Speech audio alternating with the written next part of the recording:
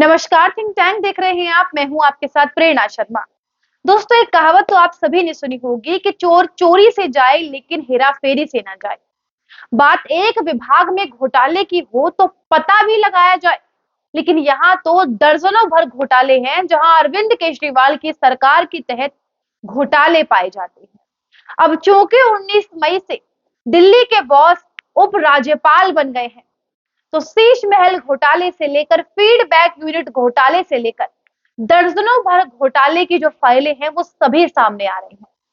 लेकिन केजरीवाल सरकार को झटका तब लगा जब 2000 करोड़ का घोटाला हम सभी के सामने आया और इसमें बड़े बड़े खुलासे हो रहे हैं। आज की इस वीडियो में हम आपको बताएंगे उस घोटाले के बारे में और कौन कौन से नए खुलासे हो रहे हैं इस पूरे घोटाले में। हालांकि पहले अरविंद केजरीवाल के दबाव के चलते हुए कोई भी घोटाले सामने नहीं आ पाते थे, लेकिन जब से उपराज्यपाल के हाथ में बागडोर गई है दिल्ली की, तब से अरविंद केजरीवाल की जो हवा है वो निकली हुई है। तो चलिए शुरू करते हैं आज का वीडियो और वीडियो को अंत तक जरूर देखिएगा। और जिस घोटाले की हम बात कर रहे हैं, ये घोटाला पूरे 2000 करोड़ का है और इसमें बड़े बड़े घोटाले सामने आ रहे हैं और ये खुलासा किया है दिल्ली वित्त विभाग के फंड ना रिलीज करने के ऊपर, और ये असर है दिल्ली सर्विस बिल के लागू होने का। पहले अरविंद केजरीवाल के चलते उनका वित्त विभाग हर साल 400 करोड़ रुपए सिविल डिफेंस के नाम पर हुई भर्तियों के लिए रिलीज करता था, लेकिन जब से दिल्ली सर्विस बिल कानून लागू हुआ है, तब से डर के मारे ये फंड रिलीज नहीं हो रहे हैं और वहां से ये सारा खुलासा हुआ है। तो जाहिर सी बात है, विभाग ने पैसे रिलीज करने से मना कर दिया क्योंकि उन्हें ये सारी बातें एलजी को बतानी पड़ती। तो ये जो पूरा घोटाला है, आप इसको एक एक करके समझिए। दिल्ली की केजरीवाल सरकार पर आरोप है कि उन्होंने सिविल डिफेंस में 16,000 भर्तियां करी और इनके वेतन पे हर साल 400 करोड़ रुपए खर्च किए गए। अब इन 16,000 में से कुछ वॉलंटियर्स को डीटीसी में लगा दिया, क्लस्टर बसों में मार्शल के तौर पे तैनात कर दिया गया, कुछ को दिल्ली के चौराहे पर दिल्ली पुलिस की वर्दी में तैनात कर दिया गया, जहां पर ये दिल्ली पुलिस का केवल गुणगान करते थे, दिल्ली सरकार का गुणगान करते थे। और कुछ लोगों को दिल्ली सरकार के तमाम विभागों में नौकरियां दे दी। आप सोचिए, भर्तियां सिविल डिफेंस में हुई और ये गवर्नमेंट एम्प्लॉय बनकर काम कर रहे हैं। कहने को ये सिविल डिफेंस के एम्प्लॉय हैं जिनका केवल यूज तब होता है जब देश में आपातकालीन का माहौल हो। हम सभी जानते हैं, आपातकालीन माहौल हो देश में, तब इनकी सेवाओं का लाभ लिया जा सकता है। भूकंप आया हो, बाढ़ आया हो या फिर कोई प्राकृतिक आपदा आई हो। लेकिन अरविंद केजरीवाल सरकार का कमाल देखिए, इन्हीं वॉलंटियर्स को दिल्ली सरकार के चौराहों पर वर्दी पहनाकर खड़ा कर दिया, कुछ को बसों में खड़ा कर दिया और कुछ को दिल्ली सरकार के सरकारी विभाग में नौकरियां दे दी। यानी कि एक वो व्यक्ति जो बड़ी बड़ी परीक्षाएं पास कर दिल्ली सरकार के सरकारी विभाग में है, उसके साथ में वह व्यक्ति काम कर रहा है और रेगुलरिटी से वेतन पा रहा है। सारे नियम कानूनों की धज्जियां उड़ाते हुए दिल्ली सरकार ने इतना बड़ा घोटाला किया है और कहा जा रहा है कि पिछले 5 सालों से इन्हें वेतन मिल रहा है, यानी कि सैलरी मिल रही है। हर साल 400 करोड़ और 5 साल में 2000 करोड़ का चूना लग रहा है दिल्ली के टैक्स पेयर को।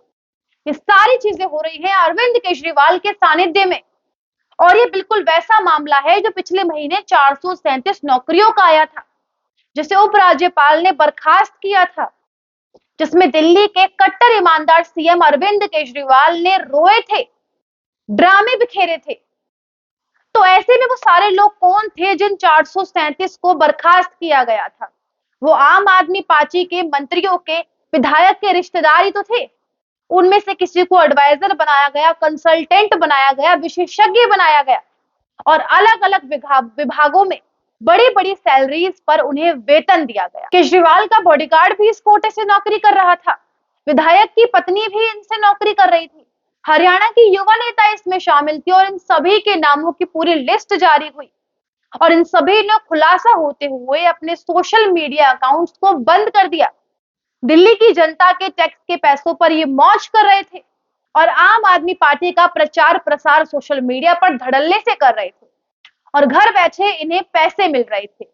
और जो 16,000 दिल्ली सिविल डिफेंस के वॉलंटियर्स हैं, ये आम आदमी पार्टी के लोग हैं जिन्हें केवल जासूसी के लिए तैनात किया गया था। वरना आप खुद सोचिए, ना कोई डिग्री, ना डिप्लोमा, ना क्वालिफिकेशन, ना कोई एग्जामिनेशन, किसी चीज को फॉलो नहीं किया गया। और ये काम क्या कर रहे थे इन सरकारी विभागों में, ये सबसे बड़ा सवाल है। तो ऐसे में ये केवल जानकारियां जुटा रहे थे कि कौन सी फाइल कौन से विभाग में कब जा रही है। और आप सभी को याद होगा, लोकसभा के मॉनसून सेशन में दिल्ली सर्विस बिल पर चर्चा के दौरान बीजेपी सांसद डॉक्टर राधा मोहन दास अग्रवाल ने इस घोटाले की तरफ इशारा किया था।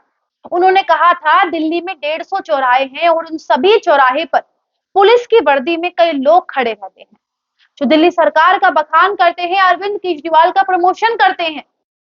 और इन सभी को जो सैलरी दी जाती है, उन सभी में एक बहुत भयंकर घोटाला हुआ है। उनका कहना था कि 30 वॉलंटियर्स को 20-20 हजार का वेतन दिया जाता है। लेकिन बात यह है कि इन्हें केवल 4,000 का चेक थमाया जाता है, बाकी के 16,000 रुपए किसके खाते में, किसके खाते के तहत, किसके हाथों में दिए जाते हैं, ये बहुत बड़ा घोटाला है। और उनका मतलब था कि इसके पीछे आम आदमी पार्टी के नेताओं का हाथ है। दिखावे के लिए इन्हें 20-20 हजार रुपए दिए जा रहे हैं, लेकिन असलियत में इन्हें केवल 4,000 रुपए मिल रहे हैं।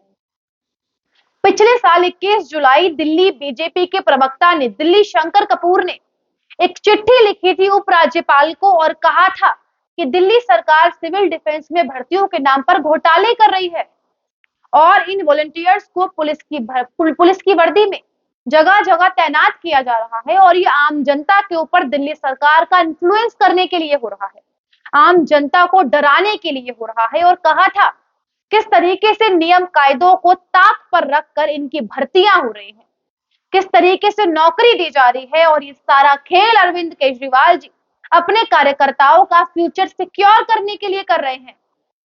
और इस नए घोटाले की टाइमिंग अरविंद केजरीवाल के लिए भयंकर साबित हुई है।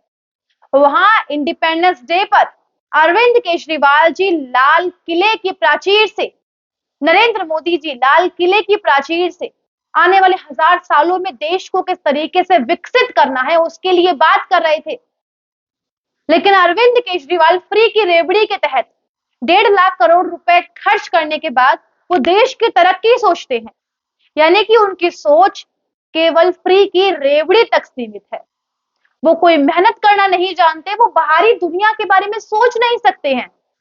अरविंद केजरीवाल जब रेवड़ी कल्चर के तहत दिल्ली की सरकार पर काबिज हुए हैं, दिल्ली की सत्ता पर काबिज हुए हैं, उसी के चलते आम आदमी पार्टी आज इस राजनीति के हाशिए पे आके पहुंची है। एक ऐसी पार्टी जिसकी कोई विचारधारा नहीं, कोई कैडर नहीं, कोई रोड मैप नहीं। हम देख रहे हैं पंजाब में क्या हो रहा है। पंजाब की जनता रो रही है कि हमने क्यों आम आदमी पार्टी को वोट दिया है। ये केवल फ्री बिजली, पानी, पढ़ाई देकर अपने लिए वोट बटोरते जाएंगे और लोगों को अपने पाले में लाने का एजेंडा चला रहे हैं।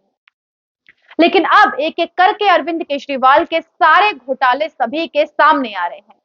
और ये 2000 करोड़ के सिविल डिफेंस के घोटाले के सामने आने के बाद उपराज्यपाल क्या कदम उठाती है, ये देखना होगा। लेकिन अरविंद केजरीवाल के पाप का घड़ा फूटना तो बहुत दूर की बात है, चकनाचूर हो चुका है। अब अरविंद केजरीवाल का क्या होगा, ये बहुत बड़ा सवाल है। यदि आपके दिमाग में कोई बात आती है अरविंद केजरीवाल को लेके, तो आप हमें कमेंट करके बता सकते हैं। रिपोर्ट अच्छी लगी हो, पसंद आई हो तो कमेंट करें, शेयर करें और चैनल को सब्सक्राइब करना बिल्कुल भी ना भूलें। नमस्कार।